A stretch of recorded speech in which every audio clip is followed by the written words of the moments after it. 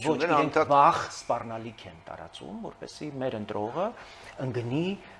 մտատանջանքների, այսպես ցնցումների մեջ, այդպեսի բան չկա։ Ռուսաստանից բան չի մնացել։ Ռուսաստանը այսպես վիրավոր գազանի պես ուղղակի վերջին, այո, ես կարծում եմ այդտեղ մենք պիտի ուղղակի ավելի ճկունություն, որտեղ ավելի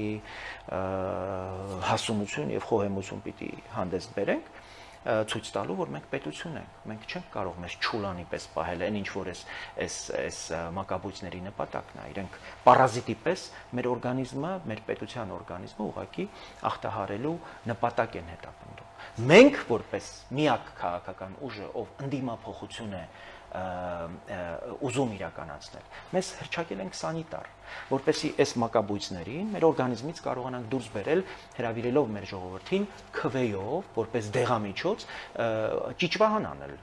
օրգանիզմից սրանց, որտեղ ուրիշ միջոց չենք տեսնում, որտեղ տեսնում ենք, որ պետությանը, մեր քաղաքական կյանքին գլխավոր սպառնալիքը այսօր ընդդիմությունն է։ Այս ընդդիմությունը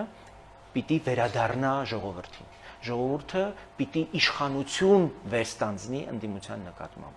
Այն ինչ դուք կոչում եք ընդդիմություն, կարող եք ամեն ինչ կոչել բացի ընդդիմությունից։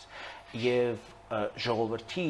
մեծ հատվածի, ովքեր նրանց քվե են տալիս, նա իրենց կամքի արտահայտությունը չի։ Գնացեք տեսեք Արադ ցեմենտի աշխատողներին ոնց են ստիպողաբար բերում այդ հանրահավաքներին։ Գնացեք տեսեք քանի ավտոբուսով են Սամվել Կարապետյանի